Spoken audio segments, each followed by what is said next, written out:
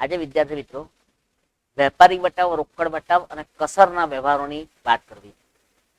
વેપારી વટાવ, રોકડ વટાવ અને કસર આ ત્રણે દાખલાની અંદર આમનોંધની અંદર થોડા અઘરા ગણાતા ટોપિક છે.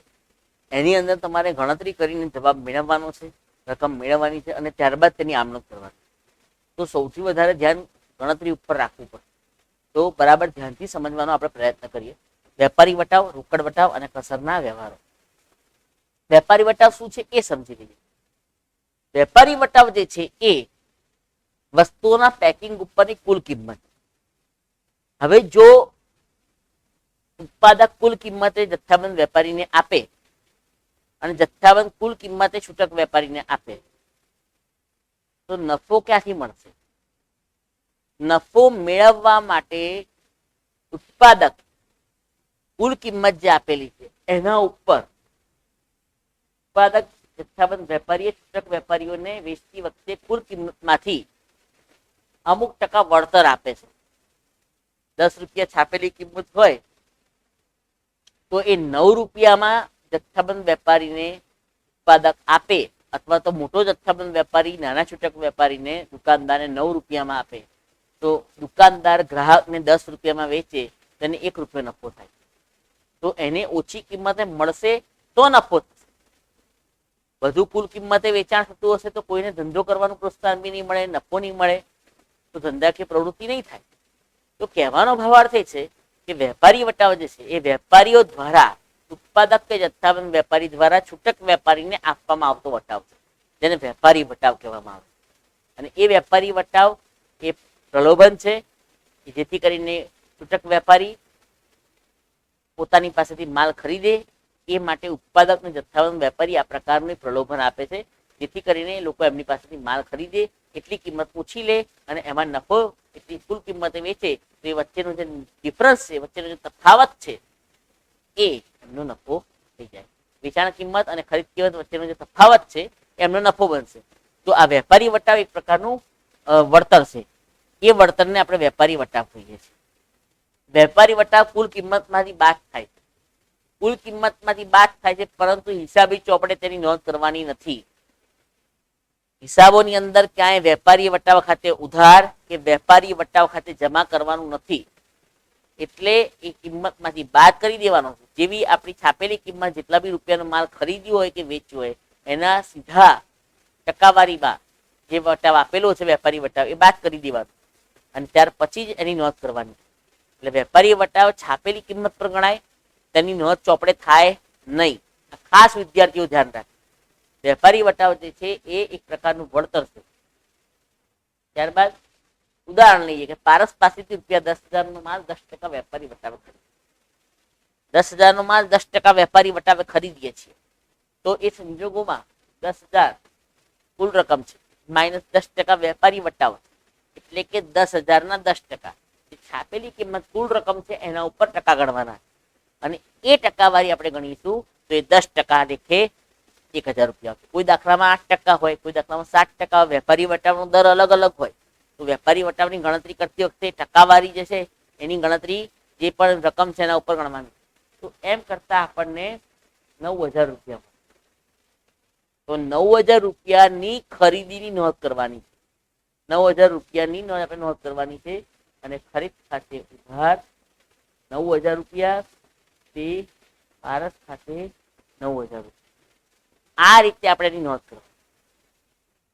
તો 10,000 ના 10%, 1,000 એ 9,000.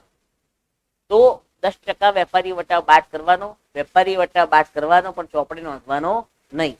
તો આ પ્રમાણે આપણે વેપારી વટાવની સમજ કરીએ. ત્યારબાદ આગળ વાત કરીએ છીએ રોકડ વટાવ.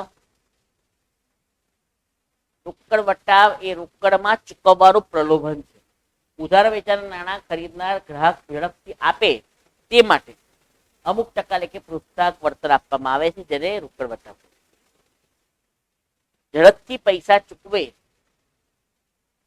એ માટે જે તે પક્ષકારને જેને પૈસા ચૂકવવાના છે એની એક પ્રલોભન કે તમે આટલા દિવસમાં જો રૂપિયા ચૂકવી દેશો તો તમને 10% લેસ તમારે આપવા પડશે, 10% તમને ફાયદો. આ પ્રકારની પ્રોત્સાહક યોજનાઓ જથ્થાબંધ વેપારીઓ ઉત્પાદકો, છૂટક વેપારીઓ દરેક જણ આપતા હોય. મોટા જથ્થામાં ખરીદી થઈ હોય પણ એના રૂપિયા લાંબા ગાળે નીકળતા હોય તો એમાં 10% ઓછા લઈને એટલે 10% રોકડ વટાવ આપીને ઝડપથી રૂપિયા નીકળે. એ માટે ઝડપથી રૂપિયાનું રોટેશન જલ્દી ચાલુ થાય, જલ્દીથી રૂપિયા આપણી પાસે આવે એ માટે 10% એક રોકડ વટાવનું વળતર, 8%, 5% ગમે તે ટકાવારી નક્કી થઈ શકે તો એ વળતર આપવામાં આવે છે. એ રોકડ વટાવ એ રોકડ પર જ ગણાય, રોકડમાં ચૂકવાતી રકમ પર જ ગણાય. રોકડ કે બેંક દ્વારા જે રકમ ચૂકવાતી હોય એના ઉપર જ રોકડ વટાવ ગણાય.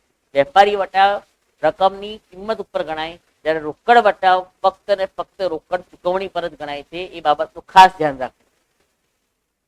વેપારી વટાવ બાદ કર્યા પછીની કિંમત, એક વેપારી વટાવ તો ગણાઈ ગયો, એ ઉપરાંત જેટલી રકમ ચૂકવાય છે એના ઉપર રોકડ વટાવ ગણવામાં આવે અને એની હિસાબી ચોપડામાં નોંધ પણ થાય છે. રોકડ વટાવની નોંધ થશે. રોકડ વટાવની નોંધ શું થશે? તો રોકડ કે બેંકની જે અસર આપણે આપીશું, રોકડ ખાતું ઉધાર કરીશું કે બેંક ખાતું ઉધાર કરીશું તો રોકડ વટાવ ખાતું પણ ઉધાર. જો રોકડ ખાતું જમા કરીશું, બેંક ખાતું જમા કરીશું તો રોકડ વટાવ ખાતું પણ જમા. તો આ પ્રકારે એની હિસાબી નોંધ સમજવાની. રોકડ વટાવ ઉધાર પણ થઈ શકે, રોકડ વટાવ જમા પણ થઈ શકે. અને ખરીદનાર માટે જે છે એ ઉપજ છે એટલે એ રોકડ વટાવ જમા કરશે. જે ખરીદનાર વ્યક્તિ છે એને એટલા રૂપિયા ઓછા ચૂકવવા પડશે. રોકડ વટાવ એટલે એને મળતો વટાવ છે, જેને પૈસા આપવાના છે, ખરીદનારે પૈસા આપવાના છે તો ખરીદનાર માટે એ ઉપજ છે, એટલા પૈસા એને ઓછા આપવા પડશે, એટલા રૂપિયા એને ઓછા આપવા પડશે. તો ઉપજ છે એટલે ઉપજ ખર્ચના નિયમ મુજબ આપણે જોઈએ તો ઉપજ અને ખર્ચ બંનેના નિયમ પ્રમાણે ઉપજ અને નફો જમા થાય, ખર્ચ અને નુકસાન ઉધાર થાય. ઉપજ અને નફો જમા થશે, ખર્ચ અને નુકસાન ઉધાર થશે. તો અહીંયા ખરીદનાર માટે એ ઉપજ છે એટલે જમા થશે, વેચનાર માટે એક ખર્ચ છે એટલે કે એટલા રૂપિયા એને ઓછા મળશે. શું એક પ્રલોભન આપ્યું છે એને ખર્ચ તરીકે સમજી શકાય. તો એ ખર્ચ તરીકે સમજીને આપણે એને ઉધાર કરીશું. તો બંને પક્ષકારના એંગલથી વિચારી જોયું કે એકના માટે આવક છે, બીજાના માટે ખર્ચ છે. એક પોતાના ચોપડે જમા કરશે, બીજો પોતાના ચોપડે ઉધાર કરશે. તો આ પ્રમાણે રોકડ વટાવની નોંધ થતી હોય છે. ફક્ત ને ફક્ત રોકડ ચૂકવણી પર જ ગણાય છે. રોકડ વટાવ રોકડમાં ચૂકવાતી રકમ પર જ ગણાય છે. ખાસ ધ્યાન રાખજો. એટલે આખા સંદર્ભમાં રોકડ વટાવની ગણતરીને સમજવાની છે. રોકડ વટાવ કેવી રીતે ગણાય છે, કેટલી રકમ પર ગણાય છે, પૂરેપૂરી રકમ ન ચૂકવાતી હોય, કેટલીક વાર અડધી રકમ ચૂકવાતી હોય તો અડધી રકમ પર રોકડ વટાવ ગણાય, પૂરી રકમ પર વેપારી વટાવ ગણાય. આવા અલગ અલગ એંગલ્સને સમજવાનો બરાબર પ્રયત્ન કરવાનો. વ્યવહારને બરાબર ધ્યાનથી સમજીને, વાંચીને, વિચારીને પછી નક્કી કરવાનું છે. પછી ગણતરી કરીને નક્કી કરવાનું છે કે આ દાખલાની અંદર આની નોંધ કરતી વખતે કઈ રીતે કઈ રકમ ઉધાર થશે, કઈ રકમ જમા થશે અને સાથે સાથે કયું ખાતું ઉધાર થશે અને કયું ખાતું જમા થશે. તો એના ઉદાહરણ તરફ જઈએ આપણે. પારસને 10,000 માલ 10% વેપારી વટાવ અને રોકડ વટાવે રોકડથી વેચ્યો. હવે 10% શબ્દ આપી દીધો તો રોકડ વટાવ પણ 10% છે એમ માની લેવું. જ્યારે 10% વેપારી વટાવ અને રોકડ વટાવ, શબ્દો ધ્યાન રાખજો બરાબર. વેપારી વટાવ અને રોકડ વટાવ તો બંનેનો ટકાવારી 10% છે એમ માનીને ચાલવાનું. તેને રોકડેથી વેચ્યો છે, રકમની ચૂકવણી રોકડમાં થઈ ગઈ. એટલે આ પ્રકારના વ્યવહારોમાં ખાસ વિદ્યાર્થીઓ ધ્યાન રાખે કે વ્યવહારને બરાબર સમજવાનો છે, કઈ રીતે કયા પ્રકારની ગણતરી છે સમજવાની. તો 10,000 રૂપિયા કુલ રકમ છે. વેપારી વટાવ 10% એટલે કે 1,000 રૂપિયા ગણી કાઢ્યો. તો એ રકમ બાદ કરતા 10,000 રૂપિયામાંથી 1,000 રૂપિયા બાદ કરતા આપણને 9,000 રૂપિયા મળશે વેપારી વટાવ બાદની કિંમત. એના ઉપર આપણે 10% રોકડ વટાવ ગણીએ છીએ 900 રૂપિયા. તો એ બાદ કરતા આપણને 8700 રૂપિયા મળશે. વેપારી વટાવ બાદ કર્યા પછીની રકમ પર જ આપણને ગણતરી કરવાની છે. પહેલા વેપારી વટાવ બાદ કર્યો, પછી જે રકમ આવી એના ઉપર રોકડ વટાવ ગણવાનો. 10,000 ઉપર 10% નથી ગણવાનો. 9,000 રૂપિયા જે આપણને મળ્યા વેપારી વટાવ બાદ કર્યા પછી જે રકમ મળી છે એ રકમ ઉપર 10% વેપારી રોકડ વટાવ ગણવાનો છે અને એ રકમ ગણીને બાદ કરવાની છે એટલે 8100 રૂપિયાની નોંધ. તો આ પ્રમાણે આખી ગણતરી સમજવી પડે અને એ પછી આપણે એની આમનોંધ તરફ જઈ શકીએ. તો અહીંયા રોકડ વટાવની નોંધ કરવાની છે એટલે આપણે એની નોંધ કરીશું, એની આમનોંધ કરીશું આપણે. રોકડ ખાતે ઉધાર, રોકડ વટાવ ખાતે ઉધાર, તે વેચાણ ખાતે નવો છે. વેચ્યો છે એટલે આવક થશે, રોકડ આવશે. રોકડની જે અસર થશે એ જ રોકડ વટાવણી થશે. આપણે વેચનાર છીએ તો આપણા માટે એ ખર્ચ છે એટલે ઉધાર. આપણા માટે એક જાતનું નુકસાન છે એટલે ઉધાર. ખર્ચ નુકસાન ખાતે ઉધાર, રોકડ આવે છે એટલે ઉધાર અને વેચાણ માલ જાય છે એટલે જમા. આ સામાન્ય નિયમોથી આપણે જે જાણીએ છીએ સમજવાનો પ્રયત્ન કરીએ. તો આ પ્રમાણે આપણે એની નોંધ કરવાની છે. ખાસ ધ્યાન રાખજો વિદ્યાર્થી મિત્રો, ગણતરીની અંદર એલર્ટ રહીને કામ કરવું પડશે અને ભૂલ ન થાય એની કાળજી રાખવી પડશે. તો આ પ્રમાણેની આમનોંધ થાય. રોકડ ને રોકડ વટાવની ઉધાર અસર થઈ, વેચાણની જમા અસર. આગળ વાત કરીએ તો કસર. કસર એટલે શું? મોટી રકમની ચૂકવણી કરતી વખતે જે નાની રકમ જપ્તી કરવામાં આવે એ રકમ કસર છે. મોટી રકમની લેણદેણની પતાવટ વખતે અમુક રકમ ઓછી લઈને, જે ઉપરની રકમ છે, ધારો કે 8050 નું બિલ થયું તો 8000 રૂપિયા લઈ લીધા, 50 રૂપિયા જતા કર્યા, 8000 રૂપિયા આપણે આપીશું એ લઈ લેશે. 50 રૂપિયા માટે રકજક નહીં કરે, કારણ કે મોટી રકમની બિલ રકમની ચૂકવણી કરતી વખતે નાની રકમ જતી કરવામાં આવે છે તો એ કસર કહેવાય.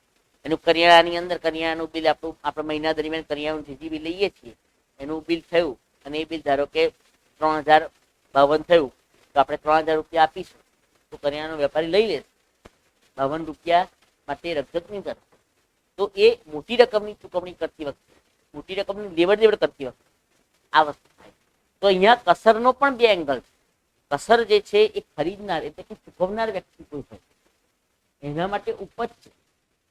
એના માટે ઉપજ છે. એના 50 રૂપિયા 52 રૂપિયા બચી ગયા, ફાયદો થયો, જમા થશે.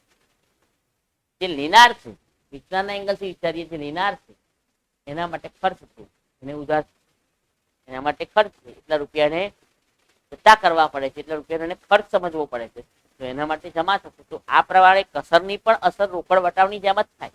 કસર પણ રોકડ ખાતું કે બેંક ખાતું ઉધાર થાય તો કસર ખાતું પણ ઉધાર થાય.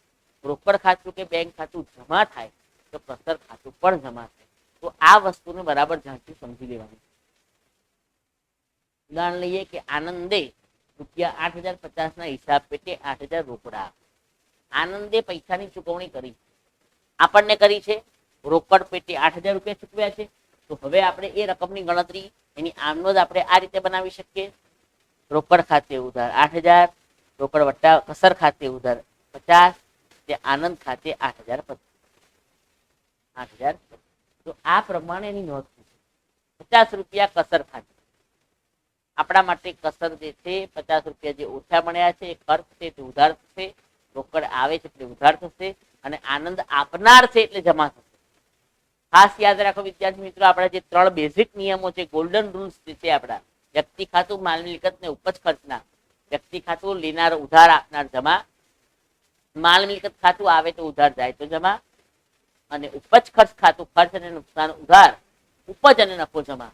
તો એ પ્રમાણે જે વસ્તુ છે, એ પ્રમાણેની જે વાત છે એના સંદર્ભમાં જ આપણે આ નિયમોને આધીન આપણે આમનોંધ લખવાની છે, પણ રકમમાં આપણે આ પ્રમાણે વિચારીને લખવાની છે. તો આ આખી વસ્તુની સમજૂતી આપણે મેળવી. હવે આપણે કેટલાક વ્યવહારો તરફ જઈએ છીએ. એ વ્યવહારોને બરાબર ધ્યાનથી સમજવાના છે, વ્યવહારોને બરાબર વાંચવાના અને સમજવાના છે. કારણ કે કેટલીક વાર આપણે ઉતાવળમાં નાની નાની ભૂલો થવાની શક્યતાઓ રહે છે, અને જેને કારણે આપણને આમનોંધ આવડતી હોવા છતાં કેટલીક વાર આમનોંધ સાચી હોય અને રકમ ખોટી હોય, તો એ સંજોગોમાં આપણી ગણતરીની ભૂલો થતી હોય, એ ન થવી જોઈએ, એનું ખાસ ધ્યાન રાખવું. આગળ વાત કરીએ છીએ 2020 જૂન 3000 નો માલ રાકેશ પાસે. સિમ્પલ વ્યવહાર, બધાને એની આમનોંધ આવડે, બધાને બધી એની આમનોંધ સિમ્પલ આમનોંધ છે. ખરીદ ખાતે ઉધાર, તે રાકેશ ખાતે, ખરીદ ખાતે 2020 જૂન 3, ખરીદ ખાતે ઉધાર, તે રાકેશ ખાતે 3. તો આ એકદમ સિમ્પલ આમનોંધ શરૂઆત કરી આપણે. અહીંયા કાંઈ કોઈ વેપારી વટાવ કે રોકડ વટાવનો ઉલ્લેખ નથી.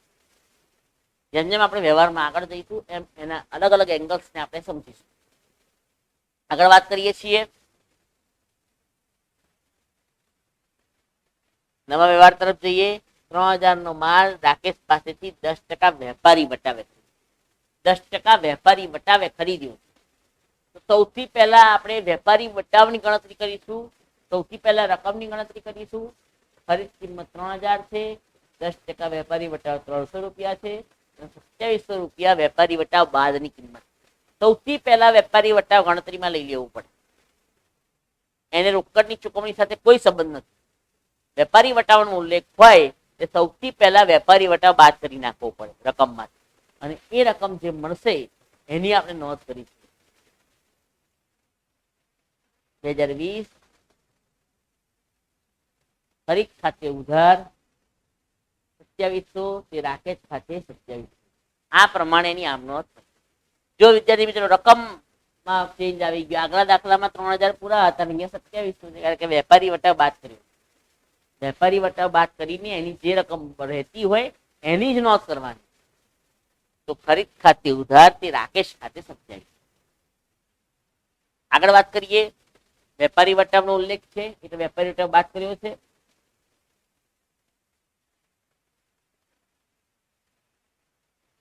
$4000 નો માલ 10% વેપારી વટાવે ખરીદ્યો છે. અહીંયા ક્યાંય રોકડનો ઉલ્લેખ, ધ્યાનથી વિદ્યાર્થી મિત્રો જુઓ, ક્યાંય રોકડનો ઉલ્લેખ નથી, ક્યાંય નામનો ઉલ્લેખ. એનો મતલબ કે વ્યવહાર રોકડ. આપણા રોકડ અને ઉધાર વ્યવહારના ઓળખવાના નિયમો છે એ પણ બરાબર મગજમાં રાખવાના છે, અને એને પણ ધ્યાનથી સમજવાના છે કે આ વ્યવહાર રોકડ વ્યવહાર છે. તો રોકડ વ્યવહારની અંદર આપણે સૌથી પહેલા 4000 ખરીદ કિંમત છે અને 10% 400 રૂપિયા લેખે, જે રકમ રહેશે 3600 રૂપિયા થશે. અને હવે આપણે એની આમનોંધ કરી છે. 3600 રૂપિયા આપણે રોકડમાં ચૂકવાઈ ગયા છે. માની રોકડ લેવડ દેવડ થઈ ગઈ છે, કારણ કે કોઈ વ્યક્તિના નામનો ઉલ્લેખ નથી. એનો મતલબ વ્યવહાર ઉધાર નથી, વ્યવહાર રોકડ છે. અને એ રોકડ વ્યવહારની આપણે સમજૂતી મેળવીએ છીએ. કયા બે ખાતા સંકળાયેલા છે? તો ખરીદ ખાતું, ખરીદ ખાતે ઉધાર તે રોકડ ખાતે, ખરીદ ખાતે ઉધાર તે રોકડ. આ પ્રમાણે આપણે એની આમનોંધ કરવાની છે, સમજૂતી મેળવવાની છે. આમનોંધ પર બરાબર ફોકસ રાખવાનું છે કે જેથી કરીને આપણે આમનોંધમાં ભૂલ થાય નહીં. તો વ્યવહાર રોકડ છે કે ઉધાર એવી ઓળખવું જરૂરી છે. આપણા જે સ્ટેપ્સ છે, જે આપણે તબક્કા તૈયાર કરેલા છે, એ તબક્કા તો બરાબર મગજમાં રાખવાના છે. વ્યવહારને ઓળખવાનો, જે ખાતા સંકળાયેલા છે એ ઓળખવાના, કયા ખાતાના પ્રકાર છે એ ઓળખવાના, ઉધાર જમાનો નિયમ લાગુ પડવાનો, ઉધાર જમા ઓળખવાનો. પણ સાથે સાથે આ પ્રકારના વ્યવહારમાં રકમમાં પણ થોડું ધ્યાન રાખવાનું છે કે કઈ રકમ આપણે નોંધ કરીશું. તો આ પ્રકારના વ્યવહારની અંદર 3600 રૂપિયાનો રોકડ વ્યવહાર છે, તો આપણે એની નોંધ આ રીતે કરીશું. હવે આગળ જઈએ તો જૂન 5 3000 નો માલ રાકેશ પાસેથી 10% વેપારી વટાવે, 10% રોકડ વટાવે. નામનો ઉલ્લેખ છે પણ રોકડનો ઉલ્લેખ નથી. ધ્યાનથી સમજજો. રોકડ વટાવનો ઉલ્લેખ છે. કેટલીક વાર વિદ્યાર્થી મિત્રો ભૂલ કરે કે રોકડ વટાવ આવે એટલે રોકડ વટાવ ગણી કાઢે, પણ એવું નથી. રોકડ વટાવ જે છે એ ત્યારે જ ગણવાનો છે કે જ્યારે રોકડની ચૂકવણી કરવામાં આવશે. પૈસા ચેકથી ચૂકવ્યા કે પૈસા રોકડેથી ચૂકવ્યા, આવો કોઈ ઉલ્લેખ હોય તો એ સંજોગોમાં જ આપણે રોકડ વ્યવહાર થયો છે માનવાનો. વ્યવહારને ઓળખવાની અંદર પણ ખાસ સમજવાનું છે, કારણ કે એની અંદર ક્યાંક ને ક્યાંક જો ભૂલો થશે તો આપણી આમનોંધ ખોટી. તો અહીંયા ઉધાર ખરીદ્યો છે વ્યવહાર, ઉધાર ખરીદીનો વ્યવહાર છે એટલે એની ગણતરીમાં સૌથી પહેલા આપણે ગણતરી કરીશું કે ખરીદ કિંમત જે છે એ 3000 રૂપિયા થશે, તો વેપારી વટાવ 300 રૂપિયા થશે, 2700 રૂપિયાની નોંધ. રોકડ વટાવ ગણાશે નહીં, કારણ કે ક્યાંય પણ રોકડ ચૂકવણીનો ઉલ્લેખ નથી, રોકડની લેવડ દેવડનો ઉલ્લેખ નથી. પૈસા રોકડેથી ચૂકવ્યા કે પૈસા ચેકથી ચૂકવ્યા એનો ઉલ્લેખ. એટલા માટે આ વ્યવહારમાં વેપારી વટાવ બાદ થશે પણ રોકડ વટાવ થશે નહીં. ખાસ ધ્યાન રાખજો વિદ્યાર્થી મિત્રો. વારંવાર આ વિડીયો જોવા પડશે, નહીંતર વ્યવહારો બધા સરખા લાગશે, પણ એની અંદરના શબ્દો પ્લસ માઇનસ થવાથી, શબ્દોમાં વધારો ઘટાડો કરવાથી એની અર્થઘટન બદલાઈ જાય. કેટલીક વાર એ વ્યવહાર રોકડ ગણાત દેખાતો હોય, ઉધાર હોય, ઉધાર દેખાતો હોય રોકડ હોય, અને એને આધારે એની આમનોંધ જે બને એ પણ એટલી સાચી બનવી જોઈએ. તો અહીંયા આપણે વાત કરીએ છીએ 2700 રૂપિયા. અહીંયા રોકડ વટાવ ગણાશે નહીં.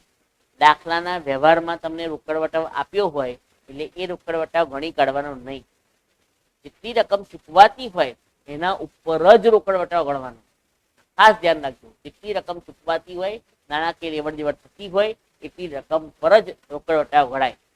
4000 અડધા 2000 રૂપિયા ચૂકવાતા હોય તો 2000 ઉપર જ રોકડ વટાવ ગણાય. રોકડ વટાવ પૂરેપૂરી રકમ પણ ગણાય નહીં. વેપારી વટાવની જેમ પૂરી રકમ પણ ગણવાનો નથી. તો આ વસ્તુને બરાબર ધ્યાનથી સમજી લો. અહીંયા 2700 રૂપિયાની જ નોંધ કરીશું. ખરીદ ખાતે ઉધાર એ રાકેશ ખાતે 27. વ્યવહારની અંદર શબ્દોની રમત આગળ પાછળ કરવાથી જવાબ બદલાતો નથી. જવાબ એનો એ જ રહેશે. આગળના દાખલામાં પણ જવાબ આ હતો, અત્યારે પણ જવાબ આ છે, પણ વ્યવહાર અલગ છે. અને આ જ વિદ્યાર્થી મિત્રો સમજવાનું છે કે વ્યવહારની અંદર નાના મોટા ચેન્જીસ કરવાથી એમાં શું ફેરફાર થાય છે અને એ ફેરફારની અસરો શું થાય છે એ આપણે આપણા માઇન્ડથી સમજવાની છે, એને બરાબર મગજમાં ઉતારવાની છે. અને એને આધારે આપણે એ વિચારવાનું છે કે આ વ્યવહારની આમનો શું થશે, એમાં કેટલા ખાતા ઉધાર થશે, કેટલા ખાતા જમા થશે, કઈ રકમો આવશે, એ બધી જ વસ્તુ આપણે સમજવાની. તો અહીંયા આપણે આ વસ્તુને સમજવાની બરાબર તૈયારી રાખીએ અને વ્યવસ્થિત પ્રયાસ. વ્યવહારને ફરીથી વાંચી લેજો જેથી કરીને કોઈ કન્ફ્યુઝન ન રહે. વ્યવહારને બરાબર સમજવાનો છે ને ઓળખવાનો. તો આ પ્રમાણે આપણે વ્યવહારની વાત કરી. આગળ જઈએ. 3000 નો માલ રાકેશ પાસેથી 10% વેપારી વટાવીને 10 દિવસમાં નાણાં ચૂકવે તો 10% રોકડ વટાવ. 10 દિવસમાં નાણાં ચૂકવાય તો 10% રોકડ વટાવ મળશે એવી એક શરત છે. અત્યારે પૈસાની ચૂકવણી થતી નથી, પણ એને એક પ્રલોભન આપ્યું છે આપણને કે જો તમે 10 દિવસમાં રૂપિયા ચૂકવી દેશો તો તમને 10% વટાવ મળશે. જેટલા રૂપિયા ચૂકવશો એટલા ઉપર 10% લાભ મળશે. 2000 ચૂકવશો તો 2000 નો 10% 200 રૂપિયા ફાયદો થશે. 5000 ચૂકવશો તો 5000 નો 10% 500 રૂપિયા ફાયદો થશે. તો તમને ફાયદો થશે. હવે તમારે કઈ રીતે પૈસાની ચૂકવણી કરવી તમારે વિચારવાનું છે. અમે તમને 10 દિવસની મુદત આપી દીધી. 10 દિવસમાં તમે પૈસા ચૂકવો તો 10% રોકડ વટાવ મળશે એવું આપણને સૂચન કર્યું. પણ એનો મતલબ એ નથી કે આપણે રોકડ વટાવ ગણી જ કરવો. એટલે ખાસ ધ્યાન રાખજો વિદ્યાર્થી મિત્રો. સૌથી પહેલા ગણતરી કરી ખરીદ કિંમત, એના ઉપર 10% વેપારી વટાવ લાગુ પડીએ છીએ. 300 રૂપિયાનો વેપારી વટાવ લાગુ. 10% ગણતરી કરવાની છે. 8% પણ હોઈ શકે, 7% પણ હોઈ શકે, 6% પણ હોઈ શકે. તો આ રીતે ગણતરી કરતા આપણને 2700 રૂપિયાની નોંધ. હવે આપણે એની આમનોંધ કરીએ છીએ. તો આમનોંધની અંદર ખરીદ ખાતે ઉધાર તે રાકેશ ખાતે. તો આ પ્રમાણે જો વિદ્યાર્થી લગલગાટ ત્રણેય વ્યવહારમાં જવાબ સરખો આવી રહ્યો છે, પણ વ્યવહારો જુદા જુદા છે. વ્યવહારની અંદર અલગ અલગ પ્રકારના ચેન્જીસ છે, પણ એનો જવાબ એ આ જ આમનોંધ આવી રહી છે. તો આ જ વસ્તુને બરાબર સમજવાનો પ્રયત્ન કરવાનો છે કે વ્યવહારને કઈ રીતે ઓળખવાનો, સમજવાનો અને એની આમનોંધ બનાવવાની છે. તો અહીંયા 10 દિવસમાં નાણાં ચૂકવવાની શરત છે. જો ચૂકવાશે તો 10% રોકડ વટાવ ગણાશે. અને પછી અઠવાડિયાની અંદર કે 10 દિવસની અંદર જો વ્યક્તિ પૈસા ચૂકવી દે તો જેટલી રકમ ચૂકવશે એના ઉપર એને 10% રોકડ વટાવનો લાભ. એટલા રૂપિયા બી ચૂકવા, જેટલા રૂપિયા ચૂકવશે એના ઉપર 10%. ધારો કે આના અડધા 1350 રૂપિયા ચૂકવશે તો 1350 ઉપર એને 10% 135 રૂપિયા લાગશે. જો 2700 પૂરા ચૂકવશે એના ઉપર 10% 270 રૂપિયા એને ચોથા ચૂકવવા પડશે. તો આ વસ્તુને બરાબર સમજો કે કયા પ્રકારના વ્યવહારોને આપણે ઓળખવાના, સમજવાના છે અને એને આધારે ગણતરી કઈ રીતે કરવાની છે. તો વેપારી વટાવ, રોકડ વટાવ અને કસરના વ્યવહારોમાં આ વસ્તુને ખાસ સમજવાની. આ પ્રમાણે ગણતરી સમજ્યા પછી આપણે આગળ જઈએ. તો જૂન 7 નો વ્યવહાર 4000 નો માલ 10% વેપારી વટાવે અને 10% રોકડ વટાવે રોકડેથી ખરીદ્યો. વિદ્યાર્થી મિત્રો, રોકડેથી ખરીદ્યો ઉલ્લેખ, એનો મતલબ કે નાણાકીય લેવડ દેવડ થઈ છે, નાણાકીય ચૂકવણી થઈ છે અને એ પ્રમાણે આપણે ગણતરી કરવાની છે, સમજવાની. તો સૌથી પહેલા ખરીદ કિંમત 4000 રૂપિયા છે. વેપારી વટાવ 400 રૂપિયા છે. વેપારી વટાવ બાદ કરતા 3600 રૂપિયા મળે છે. એ 3600 ઉપર 10% રોકડ વટાવ 360 રૂપિયા. 3600 ના 10% 360 રૂપિયા. અને એમ કરતા આપણને 3,240 રૂપિયા. તો આ આખી પ્રોસેસને સમજી લો. પૂરેપૂરી રકમ ચૂકવાય છે. 10% વેપારી વટાવ ગણ્યો છે, 10% રોકડ વટાવ ગણ્યો છે. બંને રકમ કોના ઉપર ગણાશે? આ રકમ 10% વેપારી વટાવ મૂળ કિંમત પર ગણાશે અને રોકડ વટાવ વેપારી વટાવ બાદ કર્યા પછી જે રકમ રહેશે એના ઉપર ગણાશે. તો આ 3600 ના 10% 360 થયા. એ બાદ કરવાના. વટાવ હંમેશા બાદ થાય, વટાવ હંમેશા બાદ થાય, કસર હંમેશા બાદ થાય. તો આ પ્રમાણે થશે અને 3240 રૂપિયાની નોંધ થશે. હવે આ 3240 રૂપિયાની આપણે આમ નોંધ કરવી. સૌથી પહેલા વિદ્યાર્થી મિત્રો જવાબ આપો કે આમાં કયા ખાતાઓ સંકળાયેલા? આની અંદર કયા ખાતાઓ સંકળાયેલા છે? 3 ખાતાઓ સંકળાયેલા છે. કયા કયા ખાતાઓ સંકળાયેલા છે તમારે વિચારવાનું. અને એ ખાતાઓ કયા પ્રકારના છે, એનો કયો ખાતાનો નિયમ એને લાગુ પડે છે એ આપણે વિચારવાનું. તો વિચારીને જવાબ આપો. અત્યાર સુધીના વ્યવહારોની ઘણી પ્રેક્ટિસ કરેલી છે એટલે આપણને ખબર પડશે કે આપણે કયા પ્રકારના વ્યવહારો કરી રહ્યા છીએ અને એની અંદર સંકળાયેલા ખાતાઓ કયા છે.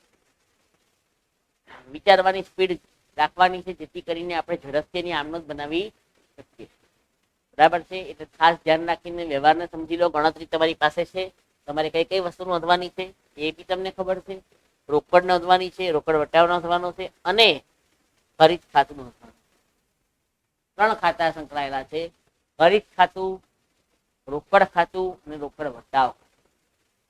અહીંયા માલ આવે છે એટલે ખરીદી છે તે ઉધાર થશે. રોકડ ચૂકવાય છે, આપણે રોકડ ચૂકવીએ છીએ તો એ રકમની ચૂકવણી રોકડ જાય છે એટલે જમા થશે. અને રોકડ વટાવો પણ એક જાતની આપણી ઉપજ છે એટલે જમા થશે. હમણાં જ કીધું એમ રોકડની અસર રોકડ વટાવની જેમ જ થાય અને રોકડ વટાવની અસર રોકડની જેમ થાય. રોકડ વટાવ જે છે એ રોકડની જેમ ઉધાર કે જમા થતો હોય તો એની અંદર આપણે આ પ્રકારની આમનોંધ સમજવી પડશે.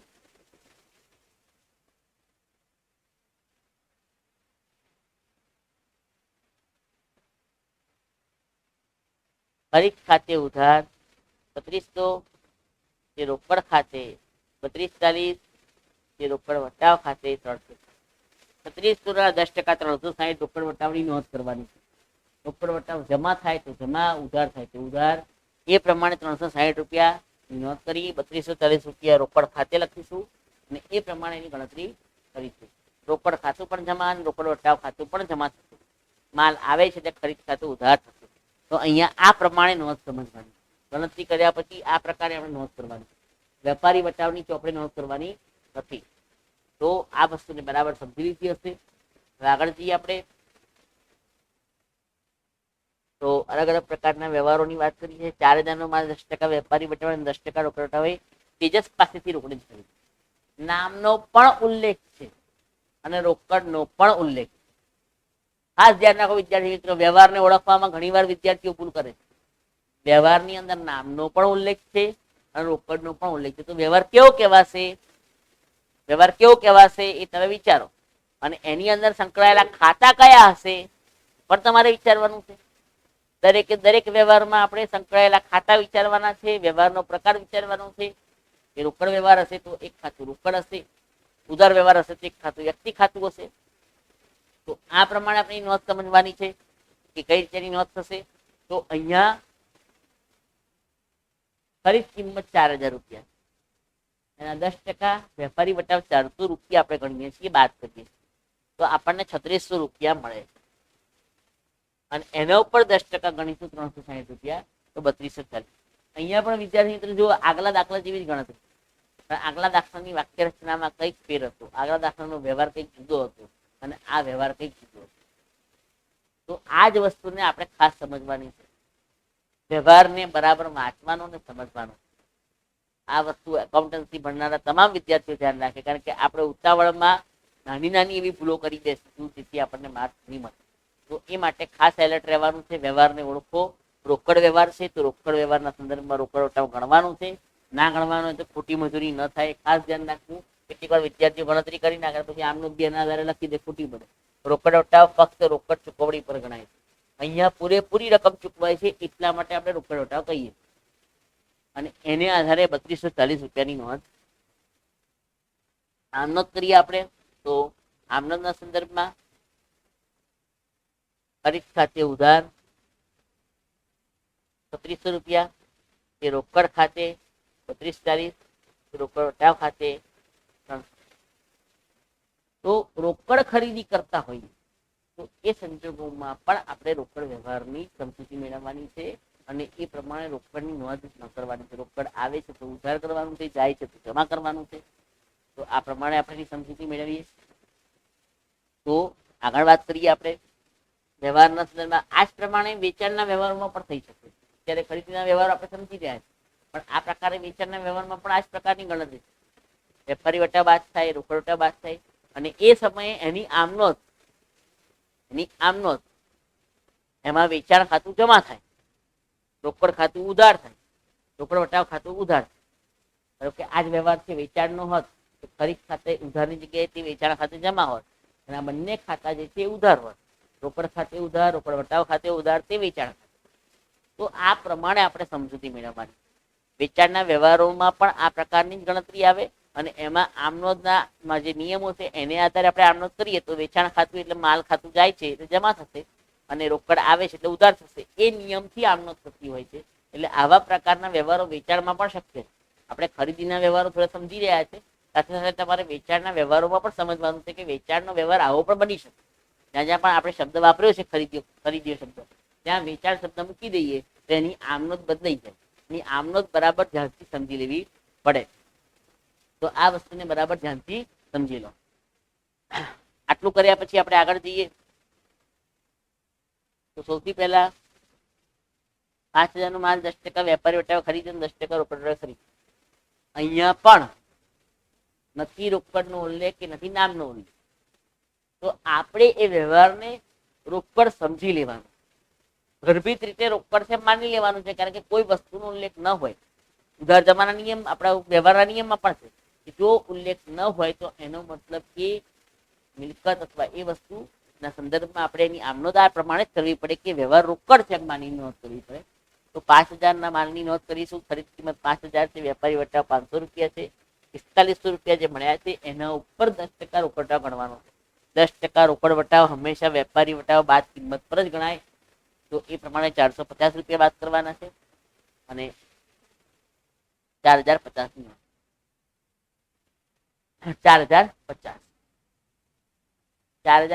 ની નોંધ કરતી વખતે આપણે શું કર્યું છે? વ્યવહારમાં ખરીદ્યો છે તો ખરીદ ખાતું ઉધાર થશે, રોકડ ખાતું જમા થશે અને રોકડ વટાવ ખાતું પણ જમા થશે. તો રોકડ જાય છે એટલે જમા, રોકડ વટાવ આવક છે એટલે જમા અને ખરીદી એટલે માલ આવે છે એટલે ઉધાર. તો એ પ્રમાણે આપણે એની આમનોંધ ખરીદ ખાતે ઉધાર 4500, રોકડ ખાતે 4050, રોકડ વટાવ ખાતે 400, રોકડ 4050 અને રોકડ વટાવ 400. આ પ્રમાણે આપણે એની આમનોંધ સમજવાની. આગળ વાત કરીએ તો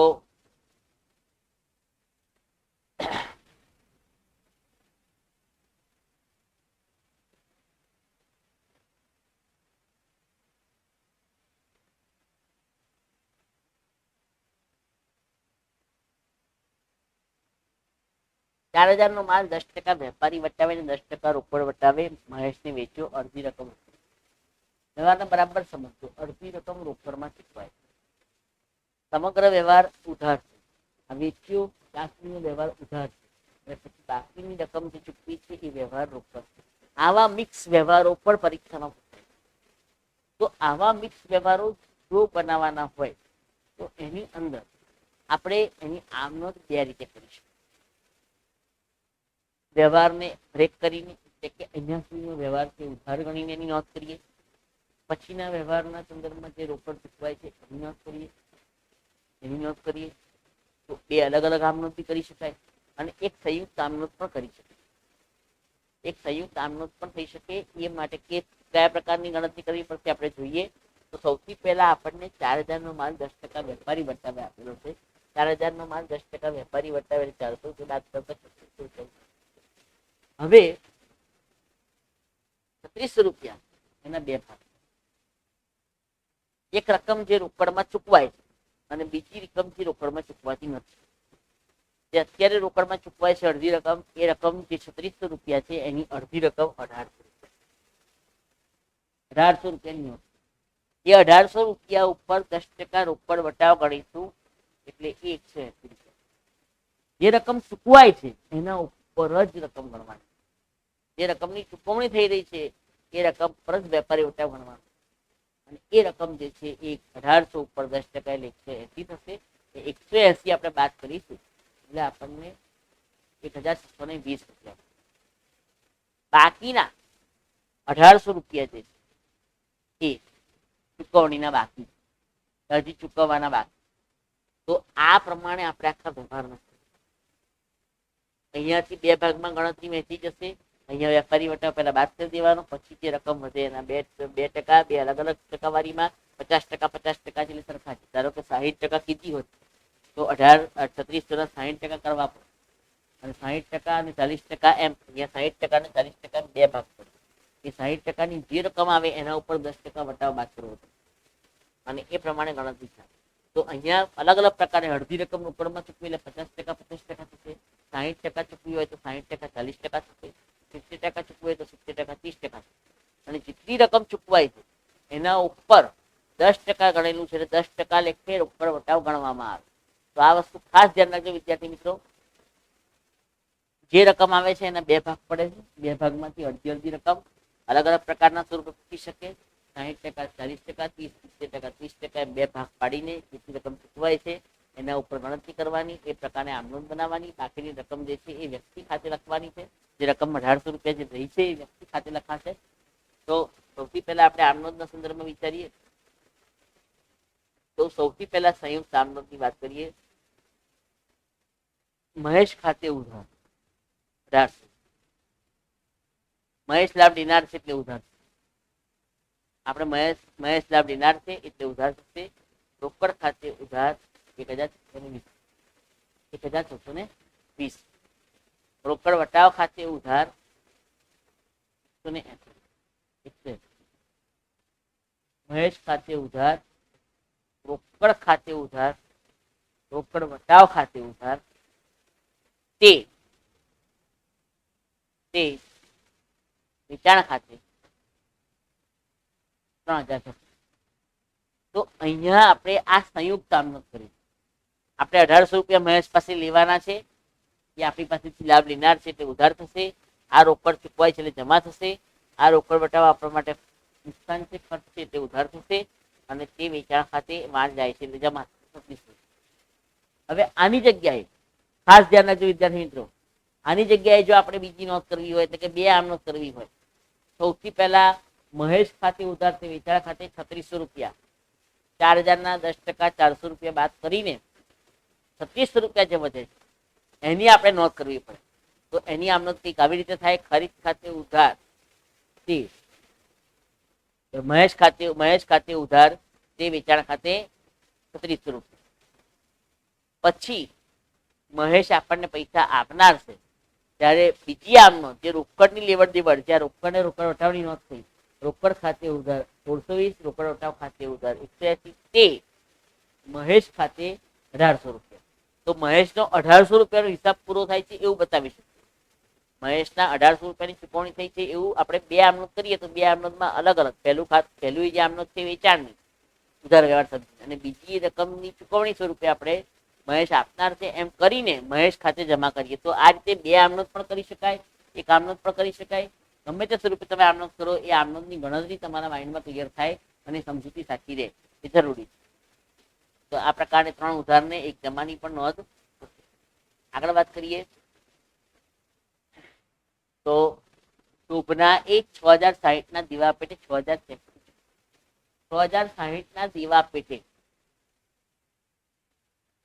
એમનું દેવું છે એટલે આપણને ચૂકવે છે. શોભના એ ચૂકવ્યા છે. અહીંયા શબ્દમાં ખાસ ધ્યાન રાખો, શોભના એ અને શોભના ને. શોભનાને આપણે ચૂકવ્યા હોય ને શોભના એ આપણને ચૂકવ્યા હોય. શોભના આપણને ચૂકવે છે તો આટલા રૂપિયા જે છે એ રકમની નોંધ કરવાની છે. શોભના એ 6060 ના દેવા પેટે 6000 ચેકથી ચૂકવ્યા. ચેકથી ચૂકવ્યા એટલે વ્યવહાર કેવો છે? રોકડ વ્યવહાર. વ્યવહારનો પ્રકાર ખાસ સમજો. રોકડ વ્યવહાર છે એ રોકડ વ્યવહારની નોંધ આપણે કરવાની છે. તો વાત કરીએ આમનોંધના સંદર્ભમાં.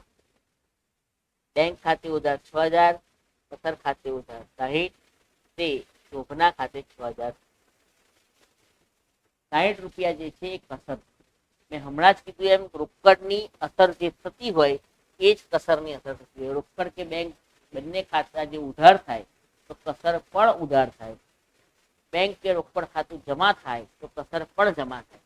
તો અહીંયા કસર ખાતે આપણે 60 રૂપિયા આપણે ઓછા ચૂકવ્યા છે, શોભના એ ચૂકવ્યા છે આપણને, એટલે આપણા માટે નુકસાન છે, ખર્ચ છે તે ઉધાર કરીશું. પૈસા લેનાર બેંક છે, બેંક લાભ લેનાર છે એટલે ઉધાર કરીશું. અને માલ ધંધામાંથી જાય છે, માલ ધંધાને આ રકમ ધંધાને આપનાર શોભના છે, શોભના આપનાર સુધી જમા કરશું. તો અહીંયા શોભના ખાતું વ્યક્તિ ખાતું છે, કસર ખાતું ઉપસર્ગ ખાતું છે, બેંક ખાતું વ્યક્તિ ખાતું છે. તો એ નિયમ પ્રમાણેની આ નોંધ થશે. તો કસરના વ્યવહારોની અંદર ખાસ શબ્દ રચના ઉપર ધ્યાન રાખવાનું કે કોણ કોને ચૂકવે. આપણે પક્ષકાર તરીકે બેઠા છીએ તો આપણને કોઈ રકમ ચૂકવે છે તો એ રકમ આપણે આ રીતે નોંધ કરવાની છે. કસર ખાતું આપણે ઉધાર કરવાનું. આપણે ચૂકવીએ છીએ તો એ સમયે આપણે જમા કરવાનું. અને શબ્દોમાં ખાસ શોભના એ ચૂકવ્યા છે, શોભનાએ આપણને પૈસા ચૂકવ્યા. આગળ વાત કરીએ. મનુને 4550 ના દીવા પેટે 4500 રૂપિયા મનુને ચૂકવ્યા છે. કોણે ચૂકવ્યા છે? આપણે ચૂકવ્યા.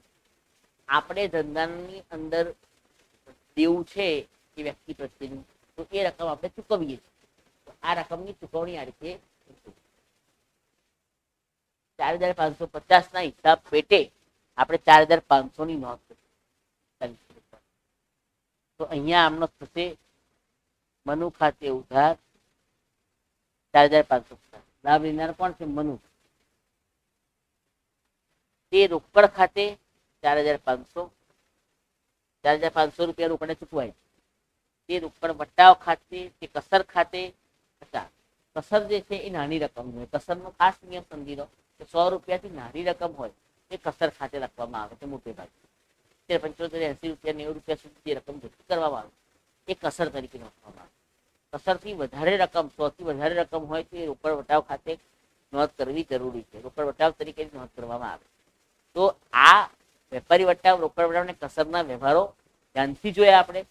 હવે એ બરાબર સમજવાના, વિચારવાના છે અને એને આધારે અલગ અલગ વ્યવહારોની પ્રેક્ટિસ તમારા પાઠ્યપુસ્તકની અંદર આપેલી.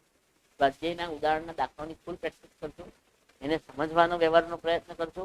કેટલાક વ્યવહારો વાક્ય રચનાની દ્રષ્ટિએ અટપટા હોવાના, તો એને બરાબર સમજજો. એમાં શું કરવાનું છે એનું માર્ગદર્શન લેજો તમારા શિક્ષક મિત્રો સાથેથી. અહીંયા કમેન્ટ બોક્સમાં કમેન્ટ બી લખજો તો અહીંયા બી આપણે સોલ્વ કરીશું.